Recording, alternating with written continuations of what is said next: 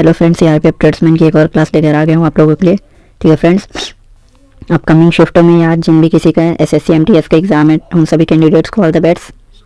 ठीक है फ्रेंड्स, अब देख लेते हैं आज के जीके जीएस के क्वेश्चन को। आज के जीके जीएस में आपका फर्स्ट क्वेश्चन है, निम्नलिखित में से कौन मई 2022 में त्रिपुरा के या की मुख्यमंत्री बने हैं? तो ये बने हैं आपके माणिक साहा जी। माणिक साहा जी जो है वो त्रिपुरा के सीएम बने हैं और इन्होंने जो है, आप याद रखना, टाउन बारडोली नामक एरिया से चुनाव जीते हैं। ठीक है फ्रेंड्स, टाउन बारडोली नामक एरिया से इन्होंने चुनाव जीता है अपना।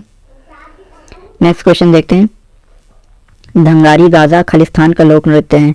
तो धांगरी गाजा जो है ये आपके महाराष्ट्र का लोक नृत्य है। ठीक है फ्रेंड्स, याद रखें।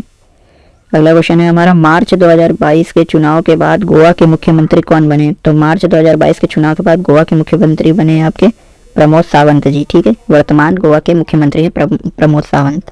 अगला क्वेश्चन है, सौर सेल बनाने में प्रयुक्त तत्व की पहचान करें। तो किसी भी सेल या सौर सेल बनाने के लिए मुख्यतः सिलिकॉन का ही प्रयोग किया जाता है। ठीक है फ्रेंड्स, यही प्रयुक्त तत्व है। अगला क्वेश्चन है, उस रीट की पहचान करें जिसके आधार पर न्यायालय हिरासत में लिए गए व्यक्ति को उसके निरोध की वैधता की जांच करने के लिए उसके सामने पेश करने का निर्देश देता है। तो यह आपका बंदी प्रत्यक्षीकरण। ठीक है फ्रेंड्स, और अगला क्वेश्चन देख लेते हैं, खालिस्तान का उपयोग उर्वरक, सिंथेटिक फाइबर, प्लास्टिक, चिपकाने वाले पदार्थ, पेंट और डाई बनाने के लिए किया जाता है।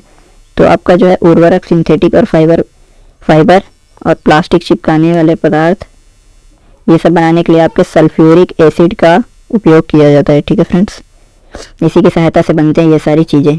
अगला क्वेश्चन है, निम्नलिखित में से किस राजा के शासनकाल में सांची का स्तूप महान स्तूप बनाया गया था? तो सांची का महान स्तूप जो है वो आपके सम्राट अशोक के शासनकाल में बनाया गया था। और याद रखें फ्रेंड्स, सम्राट अशोक के शासनकाल में जो है कुल 84,000 स्तूपों का निर्माण किया गया था। अगला क्वेश्चन देखते हैं, राष्ट्रगान और राष्ट्रीय ध्वज का सम्मान करना क्या है? तो राष्ट्रगान और राष्ट्रीय ध्वज का सम्मान करना जो है प्रत्येक नागरिक का मूल कर्तव्य होता है। ठीक है फ्रेंड्स, ये हमारा करेक्ट आंसर हो जाएगा। और मूल कर्तव्यों का वर्णन जो है आपके संविधान के भाग 4 में है और अनुच्छेद में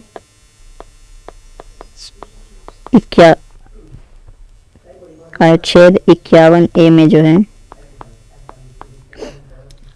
मूल कर्तव्य का वर्णन है। ठीक है फ्रेंड्स, और यह रूसी संविधान से लिया गया है। 1976 में संविधान संशोधन करके भारतीय संविधान में अपनाया गया है।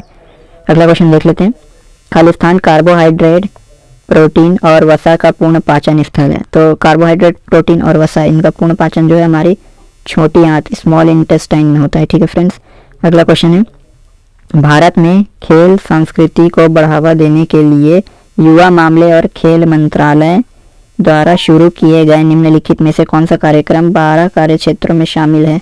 तो यह है आपका खेलो इंडिया गेम्स या खेलो India youth games.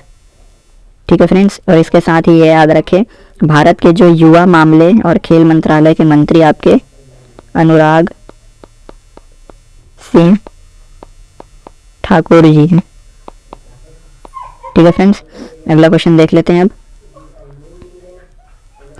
Khalistan Bharat का केंद्रीय बैंक है। तो भारत का केंद्रीय बैंक जो है वो आरबीआई है। ठीक है friends, reserve bank of India या भारतीय रिजर्व बैंक जो है भारत का केंद्रीय बैंक है। अगला क्वेश्चन देख लेते हैं, मीनाक्षी सुंदरम पिल्लई की शास्त्रीय शैली, किस नृत्य शैली के लिए ख्यातिबद्ध है?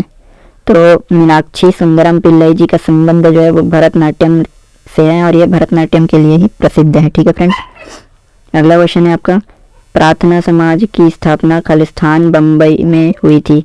तो प्रार्थना समाज की स्थापना 1867 में बम्बई में हुई थी। और याद रखें फ्रेंड्स, आत्माराम पांडुरंग जी ने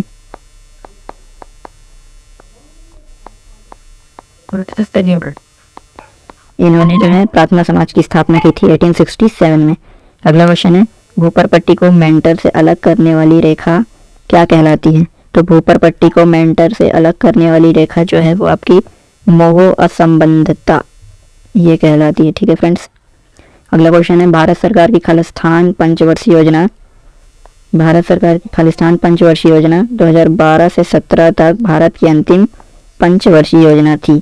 तो जो आपकी भारत सरकार की 12वीं पंचवर्षीय योजना थी जो 2012 से 17 तक चली थी, वही भारत की अंतिम पंचवर्षीय योजना थी। इसके बाद जो है योजना आयोग को समाप्त करके उसके स्थान पर नीति आयोग की स्थापना की गई थी। ठीक है फ्रेंड्स, वर्तमान समय में जो है नीति आयोग है। अगला क्वेश्चन देख लेते हैं, सोनपुर पशु मेला भारत के निम्नलिखित में से किस राज्य में लगता है? तो जो आपका सोनपुर पशु मेला जो है ये आपके बिहार राज्य में लगता है। ठीक है फ्रेंड्स, अगला क्वेश्चन है गरीबी हटाओ और आत्मनिर्भरता की प्राप्ति, गरीबी हटाओ और आत्मनिर्भरता की प्राप्ति की इस पंचवर्षीय योजना के 2 प्रमुख उद्देश्य थे। तो ये जो आपके 5वीं पंचवर्षीय योजना थी इसके 2 प्रमुख उद्देश्य यही थे, गरीबी हटाओ और आत्मनिर्भरता को प्राप्त करो। ठीक है फ्रेंड्स, और इसके साथ ये याद रखें जो आपकी 5वीं पंचवर्षीय योजना थी ये आपकी 1974 से 78 तक 4 ही वर्ष चली थी। उसके बाद जो है केंद्र में जो है आपकी जनसंघ पार्टी के प्रधानमंत्री बन गए थे और उन्होंने ये योजना जो 5-5 सालों के लिए बनाई जाती है पंचवर्षीय योजना है इसे समाप्त कर दिया था कुछ समय के लिए। अगला क्वेश्चन है ओलंपिक्स में भारतीय हॉकी टीम के पहले कप्तान कौन थे? तो ओलंपिक्स में भारतीय टीम के पहले कप्तान जो थे वो आपके जयपाल सिंह मुंडा जी थे। ठीक है फ्रेंड्स, जयपाल सिंह मुंडा जी जो है करेक्ट आंसर हो जाएंगे। और अगर यहीं पर महिला टीम के कप्तान पूछ ले तो वो आपके रानी रामपाल जी थी, रानी रामपाल। अगला क्वेश्चन देखते हैं, भारतीय राष्ट्रीय सर्वेक्षण द्वारा प्रकाशित रिपोर्ट के अनुसार 2022 में भारत की साक्षरता दर कितनी है? तो भारतीय राष्ट्रीय सर्वेक्षण द्वारा प्रकाशित रिपोर्ट के अनुसार 2022 में भारत की साक्षरता दर जो है वो आपकी 77.7% है। ठीक है फ्रेंड, अगला क्वेश्चन देखते हैं, अटल पेंशन योजना APY के अंतर्गत भारत सरकार का सहयोगदान खालिस्तान के लिए उपलब्ध है। तो APY अटल पेंशन योजना के अंतर्गत भारत सरकार का सहयोगदान जो है आपके 5 वर्ष के लिए उपलब्ध है। ठीक है फ्रेंड्स, और याद रखें अटल पेंशन योजना में जो है पेंशन भोगी वे होते हैं जिनकी उम्र 60 प्लस होती है। ठीक है फ्रेंड्स, जिनकी उम्र 60 प्लस होती है उन्हें पेंशन मिलता है इस योजना के अंतर्गत। अब देख लेते हैं आज के हिंदी के क्वेश्चंस को। तो हिंदी में आज का आपका एक क्वेश्चन आया था कि निम्नलिखित मुहावरे का उचित अर्थ चयन कीजिए। 2.5 दिन की हुकूमत, 2.5 दिन की हुकूमत का हमें अर्थ बताना था। तो 2.5 दिन की हुकूमत का अर्थ होता है कुछ दिनों की शानो शौकत। ठीक है फ्रेंड, जो शानो शौकत कुछ दिनों की होती है उन्हें 2.5 दिन की हुकूमत कहा जाता है। अगला क्वेश्चन है निम्नलिखित में से शुद्ध वाक्य कौन सा है? जो 4 ऑप्शन दिया गया उनमें से शुद्ध वाक्य ढूंढना था। तो उसने 5 आम खरीदे। ऐसे तो यहाँ पे फर्स्ट वाला ही करेक्ट लग रहा है क्योंकि यहाँ पे पच लिखा है जो त्रुटि है। थर्ड वाले ऑप्शन में उसने आम लिख दिया है तो ये त्रुटि है, और उसने 5 आम यहाँ पे खरीद लिख दिया है। तो आपका फर्स्ट वाला ऑप्शन ही करेक्ट ऑप्शन हो जाएगा। ठीक है फ्रेंड्स, उसने 5 आम खरीदे। अगला क्वेश्चन है निम्नलिखित में से किस वाक्य में खून के सही अनेकार्थी शब्द का प्रयोग हुआ है? तो यह लाल फूल अत्यंत सुंदर है, महेश ने शहर से पलायन किया, कल विजय की हत्या हो गई। तो जो थर्ड वाला ऑप्शन है खून का सही पर्यायवाची होता है हत्या। ठीक है फ्रेंड्स, यहाँ पे हत्या, मर्डर, खून, ये वाला खून का अर्थ है, ना कि वो रक्त वाले खून की बात कर रहे हैं। ठीक है फ्रेंड्स, तो करेक्ट आंसर हो जाएगा थर्ड वाला ऑप्शन। अगला क्वेश्चन है संयुक्त वाक्य ये भी अच्छे हैं और वे भी अच्छे हैं। निम्नलिखित विकल्पों में से इस वाक्य के लिए कौन सा एक उचित सरल वाक्य होगा? तो यह अच्छे हैं, वे अच्छे हैं, सब अच्छे हैं, सब बुरे हैं, सब अच्छे हैं और बुरे हैं। तो जो हमारा सेकंड वाला ऑप्शन होगा सब अच्छे हैं, यही हमारा करेक्ट आंसर हो जाएगा। ठीक है, संयुक्त वाक्य के लिए यही उचित सरल वाक्य होगा। अगला क्वेश्चन है टाइप करने की कला वाक्यांश इनमें से उपर्युक्त शब्द कौन सा होगा? तो जो टाइप करने की कला होती है उसे टंकण कहा जाता है। ठीक है फ्रेंड्स, टंकण, हिंदी में टंकण कहते हैं और इंग्लिश में इसे टाइपिस्ट कहते हैं। अगला क्वेश्चन है उसको मुंह मांगी दाम मिलेगा। उपरोक्त वाक्य में किस शब्द में वर्तनीगत अशुद्धि है? ठीक है फ्रेंड्स, तो उसमें जो मुंह मांगी लिखा है फ्रेंड्स ये आपका त्रुटि है, ये इनकरेक्ट लिखा गया है। ठीक है फ्रेंड्स, तो थर्ड वाला ऑप्शन हमारा करेक्ट आंसर हो जाएगा। देख लेते हैं अगले क्वेश्चन को। आज अमावस्या की रात है। उपरोक्त वाक्य में रेखांकित शब्द के विलोम शब्द का चयन कीजिए। तो हमारा रेखांकित भाग है अमावस्या, तो हमें अमावस्या का विलोम बताना है। तो अमावस्या का विलोम होता है पूर्णिमा। ठीक है फ्रेंड्स, थर्ड वाला ऑप्शन हमारा करेक्ट आंसर हो जाएगा। अगला क्वेश्चन है, निम्नलिखित वाक्य में रेखांकित एक अर्थी शब्दों के उपर्युक्त अर्थ बताइए। बहुत से लोगों का सकल जीवन परमार्थ को समर्पित होता है, जिसमें समाज सकल नहीं हो पाता। तो हमें जो रेखांकित शब्द दिया गया है वो एक शब्द है सकल और एक शब्द है आपका शकल। दोनों में अलग अलग श का प्रयोग किया गया है। ठीक है फ्रेंड्स, तो हमें दोनों का जो है एक अर्थी शब्द का उपर्युक्त अर्थ बताना है हमें। तो एक सकल का अर्थ हो जाएगा संपूर्ण और एक सकल का अर्थ हो जाएगा टुकड़ा। ठीक है फ्रेंड्स, तो ये हमारा करेक्ट आंसर हो जाएगा। पहले वाले सकल का अर्थ हमारा संपूर्ण हो जाएगा और दूसरे वाले सकल का अर्थ जो है वो हमारा टुकड़ा हो जाएगा।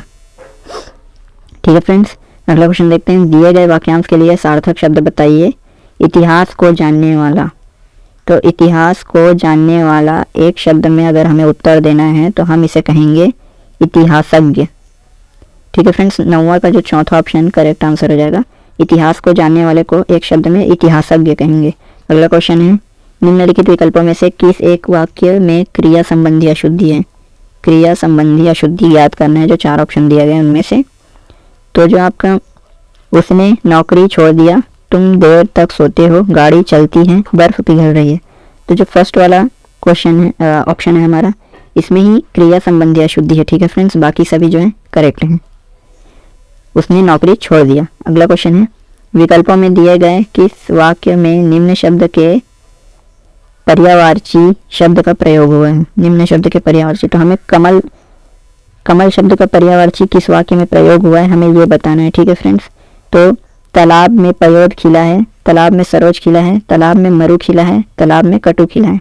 तो तालाब में जो है सरोज खिला है, ये हमारा करेक्ट आंसर हो जाएगा। और कमल का पर्यायवाची होता है सरोज। ठीक है फ्रेंड्स, कमल का सही पर्यायवाची होता है सरोज। अगला क्वेश्चन है, हित ना चाहने वाला, हित ना चाहने वाला वाक्यांश के लिए एक शब्द क्या होगा। तो हित ना चाहने वाला वाक्यांश के लिए हमारा एक शब्द ऑप्शन में से देख लेते हैं, अनहितु हितैषी परमार्थी हितविहीन। तो जो हमारा अनहितु है ये हमारा करेक्ट आंसर हो जाएगा। ठीक है फ्रेंड्स, जो हमारा हित नहीं चाहता वह, उसका अर्थ है वह हमारे लिए अनहितु है या वह अनहितु है। ठीक है फ्रेंड्स, प्रभावी शिक्षकों का गुच्छा आ रहा है। उपरोक्त वाक्य में किस संज्ञा पद में त्रुटि है। तो जो आपका गुच्छा दिया गया फ्रेंड्स, ये त्रुटि भाग है। गुच्छा के स्थान पर हम कह सकते हैं प्रभावी शिक्षकों का समूह आ रहा है। ठीक है फ्रेंड्स, इसके स्थान पर हम समूह का प्रयोग कर सकते हैं। अगला क्वेश्चन है, निम्नलिखित वाक्य में रेखांकित खंड के स्थान पर प्रयुक्त होने वाले सबसे प्रयुक्त विकल्प का चयन कीजिए। मैं बुढ़ापे की ओर बढ़ रहा हूं, तो हमारा रेखांकित शब्द है और। ठीक है फ्रेंड्स, तो और किस स्थान पर हम लिख सकते हैं मैं बुढ़ापे की ओर बढ़ रहा हूं। जो हमारा फर्स्ट ऑप्शन है ये करेक्ट आंसर हो जाएगा। अगला क्वेश्चन है, ढिंडोरा पीटना मुहावरे का अर्थ है। तो ढिंडोरा पीटना मुहावरे का सही अर्थ हमें बताना है, जो 4 ऑप्शन दिया गया उनमें से। तो ढिंडोरा पीटने का सही अर्थ होता है प्रचार करना। ठीक है फ्रेंड्स, ढिंडोरा पीटने का सही अर्थ हो जाएगा हमारा प्रचार करना। अब जो बाकी के क्वेश्चन है फ्रेंड्स, गद्यांश और रीजनिंग और मैथ्स, आप इसे घर पे प्रैक्टिस करें। बहुत ही सिलेक्टेड क्वेश्चन है, आपके एमटीएस के T1 में बहुत हेल्प करेंगे ये क्वालिफाई के लिए। इसके साथ ही अन्य कोई एग्ज़ाम आप जो दिलाते हैं जो 10th बेस से होता है, उसमें यही सेम लेवल के पैटर्न के क्वेश्चन आते हैं। आप इन PDF को कमेंट सेक्शन से जाके लिंक से डाउनलोड करके घर में आराम से प्रैक्टिस कर सकते हैं। ठीक है फ्रेंड, सभी PDF का लिंक आपको कमेंट सेक्शन में मिल जाएगा, वहाँ से इन्हें डाउनलोड कर लें। और आज के इस वीडियो में इतना ही। ठीक है फ्रेंड्स, थैंक यू।